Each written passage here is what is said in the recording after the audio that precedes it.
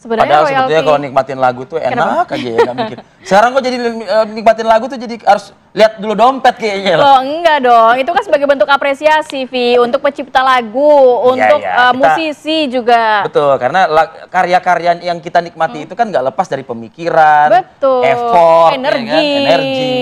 Ya, tapi kan juga di sisi lain sebenarnya apakah ini transparan dan akuntabel? Benar-benar apa yang dibayarkan oleh pihak restoran, pihak hotel, ini masuk ke kantong musisi nih. Saya ada pertanyaan pagi ini untuk narasumber kita. Ya. Pemerintah bisa apa ya? Itu dia. Nah, Kita akan bahas hal ini ya. Oke. Dengan narasumber yang sudah hadir di studio, sudah ada Pak Maulana Yusran, Sekretaris Jenderal Perhimpunan Hotel dan Restoran. Assalamualaikum, selamat pagi. Pak Maulana, sehat ya Pak ya? Selamat pagi. Dan juga sudah bergabung bersama kami dari Zoom, Wakil musisi. wakil musisi Bang Badai, ini ex Krispatih Bang Doa di Badai Holo, yang sudah bergabung bersama kami. Halo, Selamat selamat pagi pagi. Bang Badai. Pagi Bang Badai. Selamat pagi. Pagi Bang Fadil. Sehat ya, Selamat Bang, ya? pagi. Siap. Oke, Bang saya- Badai dan juga Pak Maulana, saya perlu juga mendisklaimer juga, kami berupaya menghadirkan LMKN nih pagi ini dan juga menghubungi yang purna tugas ya. Tapi sulit sekali untuk menghadirkan wakil dari LMKN ini hadir, termasuk juga beberapa saat lalu kami juga berkomunikasi dengan Menteri Kementerian Betul. Hukum, tapi ya memang diarahkannya ke LMKN informasi seperti itu. Karena ranahnya di situ ya. Tapi sayang sekali hari ini tidak bisa hadir bersama kami.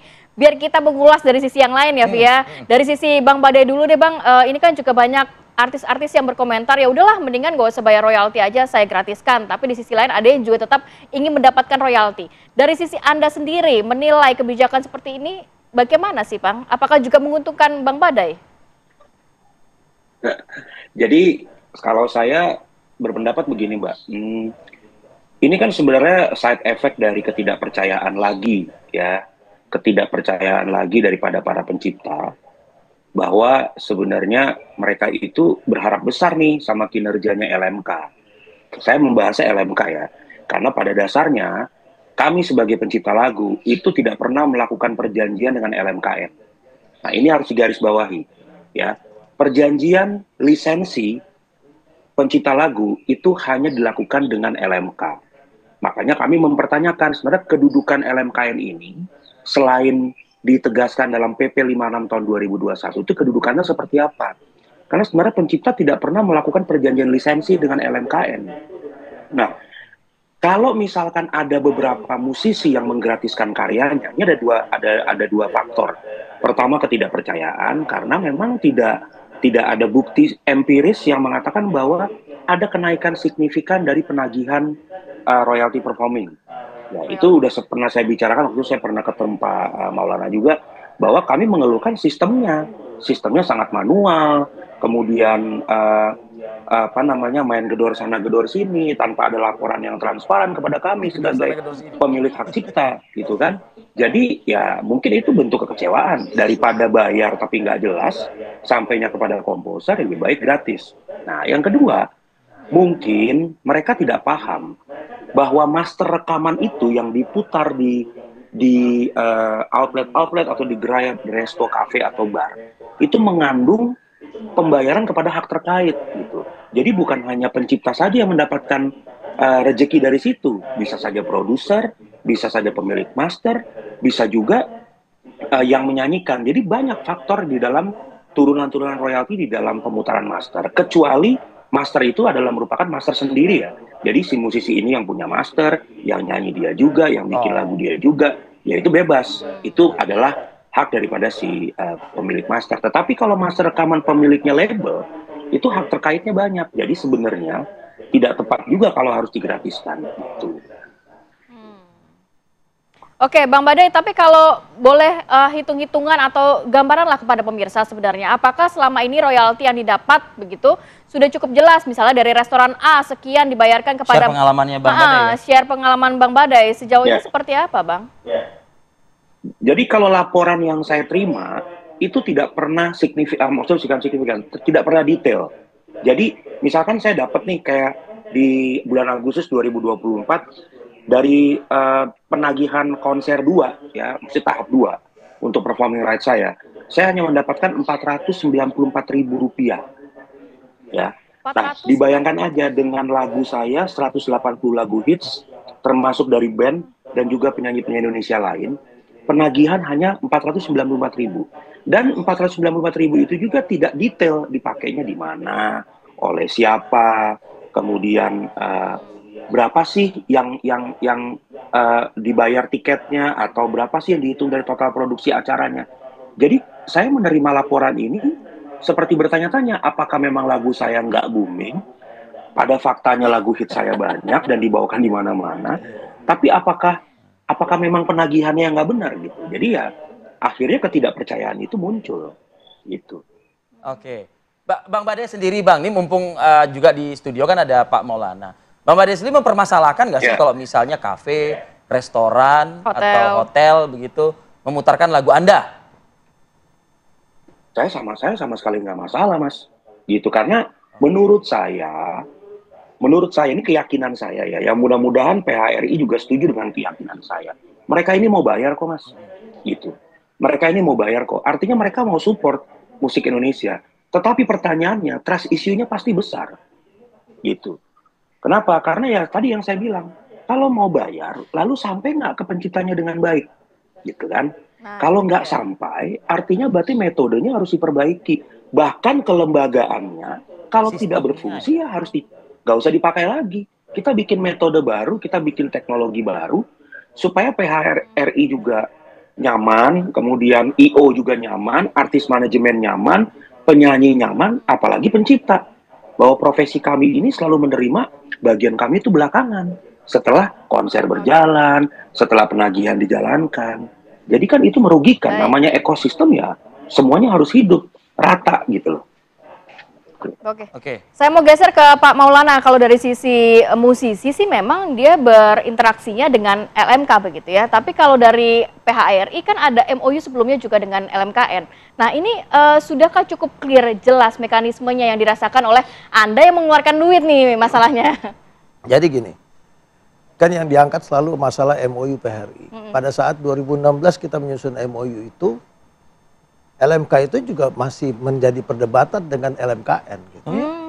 Antar mereka aja masih berdebat pada saat itu. Oke, kita pinggirkan itu, ya kan? Karena pada saat kita membuat MOU pun, kami dari organisasi, dari asosiasi itu tidak bisa memaksa juga urusan bisnis to bisnis untuk menerapkan. Karena sudah keluar keputusan Kumham, kemudian di MOU kan, karena keputusan Kumham ini kan nggak ada konsolidasi sama kami harganya kan gitu, Pak. Karena di sini ada yang kita lihat, kok klasifikasi hotelnya yang tadi Don Bintang sampai Bintang 5 ini ada hotel apa namanya eksklusif atau apa yang biayanya sampai 16 juta itu. Kita nggak ada klasifikasi itu. Bagaimana menerjemahkan klasifikasi itu?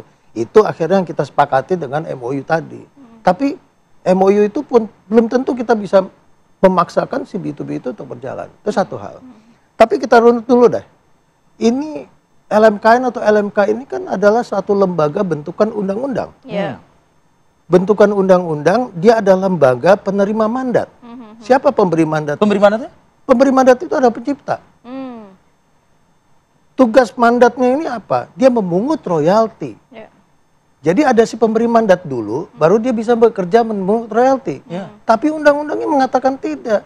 Tanpa mandat pun dia bisa memungut royalti. Ini terjadi permasalahan hari ini. Jadi manakala ada pencipta. Bukannya itu bisa menjadi potensi konflik. Ini yang terjadi. Ini yang terjadi. Coba contoh. Begitu ada pencipta yang mengatakan, putarlah lagu kami, silakan. Gak bisa. Tetap kita harus bayar. Karena si penerima mandat ini, dia bisa bekerja tanpa pemberi mandat.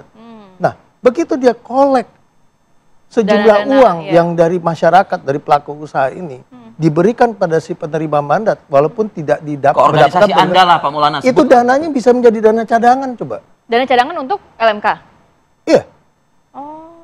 Lah, ini kan dana titipan kami. Tadi Mas Bade kan udah seharusnya memang langsung diberikan kepada para musisi ini. Itu dia, si penerima uang yang kami berikan kepada LMKN itu harusnya ada dana titipan kan. Dana titipan yang harusnya disampaikan kepada Mas Bade dan kawan-kawan ini. Seharusnya Anda juga bisa minta transparansi dong kepada LMK dan ini yang tidak terjadi. Di PP 56 menyatakan, PP 56 tahun 2021 menyatakan tugas pemerintah membuat apa?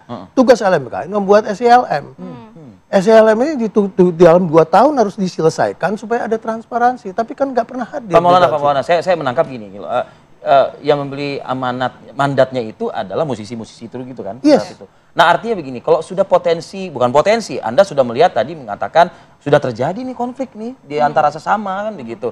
Nah pemerintah bisa buat pertanyaannya yang mengesahkan kemarin struktur baru tuh kan, yang Marcel Siahaan dan kawan-kawan ini, itu kan Direktorat Jenderal Kekayaan Intelektual Kementerian Hukum. Yes. Artinya ada peran pemerintah di dalam hal ini. Sekarang pertanyaan saya, ada peran pemerintah di situ. Sekarang pertanyaan saya, pada saat ada pertanyaan konflik ini, pemerintah menyerahkan siapa? Yang jawab suruh LMKN. LMKN, oh. Kok begitu sih? Ini kan undang-undang. Padahal ini ada konflik di sini. Ada konflik. Begitu ada undang-undang, ada PP-nya. Terakhir PP 56. Disuruhlah membuat SELM dalam 2 tahun. 2021, setelah 2023, SELM-nya belum muncul. Terus diterjemahkan dalam surat edaran. Apa ini mekanisme hukum yang tepat? Tapi kalau teman-teman sendiri merasakan keberatan di sisi mana sih? Di sisi nominalnya kah harus dikeluarkan? Atau mekanismenya kah? Atau komunikasi antara teman-teman pelaku usaha dengan LMKN yang saat ini juga mungkin belum clear begitu Pak? Satu, yang keberatan kita, bahwa tidak ada transparansi. Apakah uang yang kita bayarkan itu akan sampai ke pencipta? Itu nomor 1. Yang kedua, fungsi tugas LMK ini harusnya berjalan sesuai dengan pemberi mandatnya. Bukan menarik tanpa diberikan mandat. Ini nggak tepat. Yang ketiga adalah masalah tarif. Kami di hotel restoran itu kan bukan menjual lagu untuk mendapatkan revenue. Orang makan berdasarkan menunya. Nginep di hotel, mau nginep di kamar.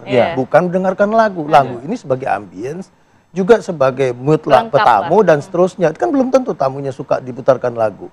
Apakah nilai komersial ini tidak dan menjadi nilai komersial positif juga bagi pencipta lagu?